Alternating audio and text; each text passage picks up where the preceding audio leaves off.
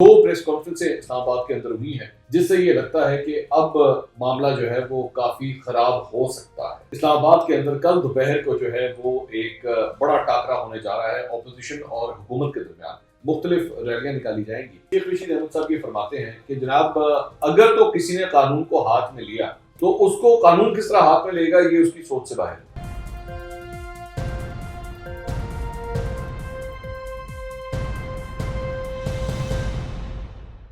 अस्सलाम वालेकुम नाज़रीन, मैं हूं मंसूर अली खान। अपने वीलॉग में आपको खुशामदीद कहूंगा। सबसे पहले आपसे दरख्वास्त के चैनल को सब्सक्राइब करना मत भूलिएगा और बेल आइकन जरूर प्रेस कीजिएगा।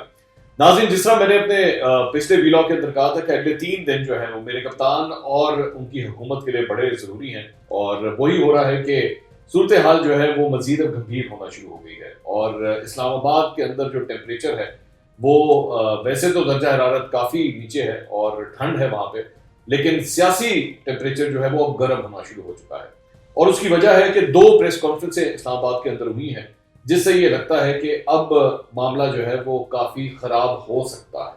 अल्लाह करे कि ना हो, लेकिन हो भी सकता है।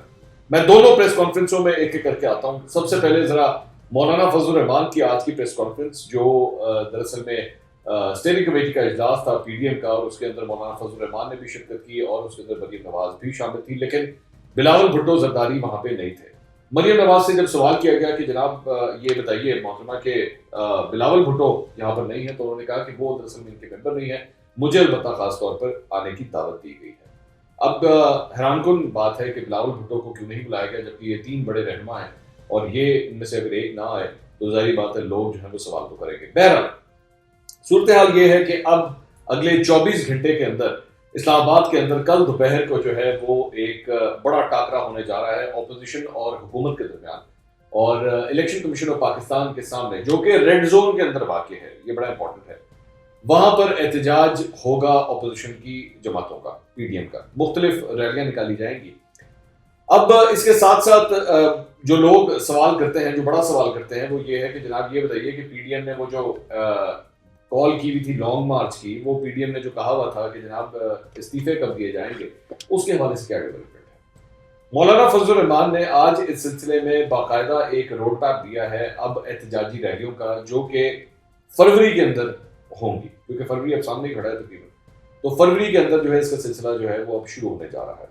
अब उसमें जो डेट्स दी गई हैं उसमें सबसे पहले तो 21 जनवरी की डेट आई है कि कराची के अंदर जो है वो जलसा होगा और वो इजराइल नामंजूर की थीम के अंडर जो है वो जलसा होगा और उसके तहत एक मिलियन मार्च होगा। देखते हैं कि वो मिलियन मार्च होता है या नहीं होता या कितने लोग वहां पर आते हैं। उसके बाद 5 फरवरी को जो है वो आप जानते हैं कि कश्मीरियों के साथ इज़हार यकजहती के सिलसिले में ये दिन मनाया जाता है हर साल, तो उस दिन जो है वो रावलपिंडी लाकतबाद के अंदर PDM ने ये जलसा मुनक्किद किया है। 9 फरवरी को उसके बाद हैदराबाद, 13 फरवरी को उसके बाद सियालकोट, 16 फरवरी को पशीन, 23 फरवरी को सरगोदा और 27 फरवरी को खुशदार। अब ये पूरा फरवरी जब खत्म होगा तो फिर मार्च आ जाएगा और मार्च के अंदर जो है फिर लॉन्ग मार्च की हतमी तारीख का जो है वो ऐलान किया जाएगा। लग यही रहा है कि मार्च के अंदर दरअसल में मौलाना साहब जो है वो दीगर अपोजिशन पार्टियों के साथ जो है वो मार्च करने का इरादा रखते हैं। अब सूरत हाल ये है कि इस सारी चीज के अंदर जो पाकिस्तान पीपल्स पार्टी की जो वहां पे सबसे बड़ी क़यादत मौजूद थी, वो राजा परवेज अशरफ साहब जो साबिक वज़ीर आज़म हैं, वो वहां पे मौजूद थे। एक बात। दूसरी बात ये कि वो जो डेडलाइंस दी गई थी इमरान खान साहब को, जनाब आप फलां डेट पे इस्तीफा दे दें, फलां डेट पे इस्तीफा दे दें, वो उस सिलसिले में फिलहाल तो कोई डेवलपमेंट नजर नहीं आ रही। लग यही रहा है कि PDM की पूरी तरह जो कंसंट्रेशन है वो या तो ज़िमनी इंतखाबात की तरफ है या फिर सेनेट के इलेक्शन की तरफ है, या तीसरा जो फॉरेन फंडिंग केस इस वक्त पाकिस्तान तहरीक इंसाफ पे चल रहा है, इन 3 जगहों के ऊपर टोटल फोकस है। इमरान खान साहब का इस्तीफा जो है वो फिलहाल कहीं पीछे कहीं चला गया। एक बात। अच्छा, दूसरी प्रेस कॉन्फ्रेंस जो होती है वो होती है शेख रशीद अहमद साहब की। अब ये बड़ी इंपॉर्टेंट है, वो इस हवाले से इंपॉर्टेंट है कि शेख रशीद अहमद साहब जो है वो इसी सिलसिले में प्रेस कॉन्फ्रेंस करते हैं अगले 24 घंटे में जो होने जा रहा है।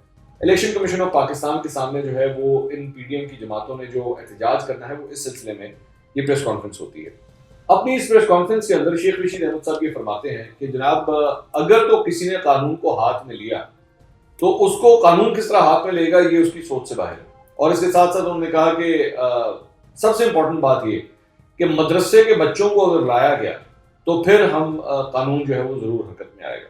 बात उनकी बहुत अच्छी है, बात उनकी बहुत दुरुस्त है। اور اس کے ساتھ ساتھ انہوں نے یہ فرمایا کہ اسلام آباد کے اندر ٹوٹل تقریباً کوئی 561 مدرسے ہیں اور اس میں سے 92 مدرسے صرف جو ہیں وہ رجسٹرڈ ہیں. اور انصار الاسلام کے اندر جو والنٹیئرز ہیں یا ان کے جو رضاکار ہیں جو ڈنڈا بردار بھی ہوتے ہیں, انہوں نے یونیفارمز بھی پہنے ہوتے ہیں, اگر اس قسم کی کوئی ایکٹیویٹی ہوئی تو قانون حرکت میں آئے گا. بات بالکل ان کی درست ہے, لیکن ساتھ ہی ساتھ وہ ایک بات شاید بھول گئے یا انہوں نے شاید یاد نہ رہی. انہوں نے فرمایا, یہ بلکہ بریکنگ نیوز آپ دیکھ بھی رہے ہیں, اس کے اوپر انہوں نے فرمایا کہ جناب پہلی دفعہ کسی کو ریڈ زون میں داخلے کی ہم اجازت دے رہے ہیں. بات ان کی بھی ایک حد تک درست ہے, لیکن ماضی بھول جاتے ہیں شیخ رشید احمد صاحب. تو یاد کرا دیتے ہیں کہ آپ خود بھی ریڈ زون میں تشریف لا چکے ہیں. 2014 کا جب آپ نے دھرنا دیا تھا تو ڈھکے چھپے الفاظ میں شاید آپ کو اس وقت اجازت کی ضرورت ہی محسوس نہیں ہوئی تھی. شاید اس وقت آپ نے اس وقت کی حکومت سے, نون لیگ کی حکومت سے کمٹمنٹ تو یہ کی تھی کہ آپ ریڈ زون میں داخل نہیں ہوں گے, لیکن سرکتے سرکتے آہستہ آہستہ آپ ریڈ زون کے اندر آ بھی گئے. اور حیران کن بات یہ ہے کہ اس وقت آپ کو کسی نے روکا بھی نہیں تھا.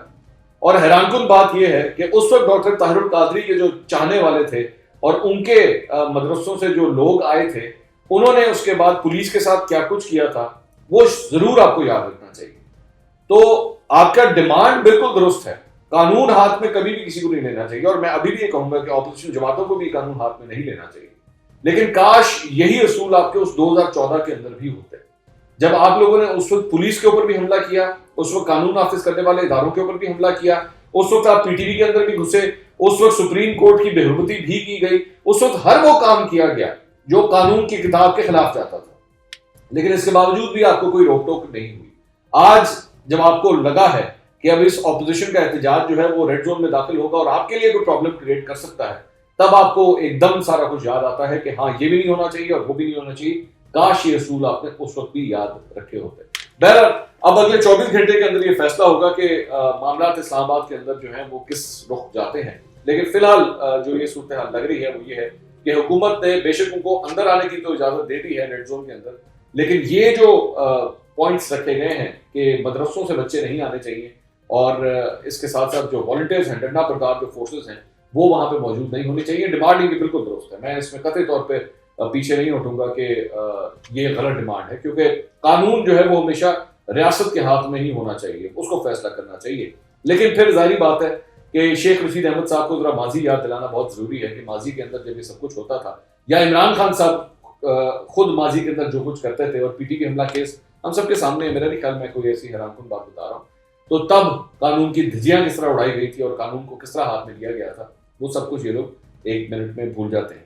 اب دیکھنا یہ ہے کہ یہ جب فروری کا مہینہ پورا گزرتا ہے تو مارچ کے اندر یہ جو لانگ مارچ یا کال دی گئی ہے, کیونکہ موسم بھی بہتر ہو چکا ہوگا, سینٹ کے الیکشنز بھی تب تک شاید پورے ہو چکے ہوں, ضمنی انتخابات بھی ختم ہو چکے ہوں گے, تو لوگوں کو باہر نکالنا بھی ان پی ڈی ایم کی جماعتوں کے لیے نسبتاً کچھ آسان ہوگا.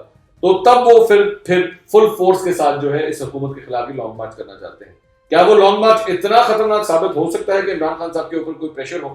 عمران خان صاحب کو جتنا میں جانتا ہوں وہ پریشر تو نہیں لیں گے ان باتوں کا. ہاں البتہ یہ ہے کہ اپوزیشن کا ایک بڑا ٹیسٹ ضرور ہوگا کہ وہ کتنا بندہ باہر نکالنے میں کامیاب ہوتی ہے. اگلے ویلاگ میں آپ سے دوبارہ ملاقات ہوگی. اللہ حافظ.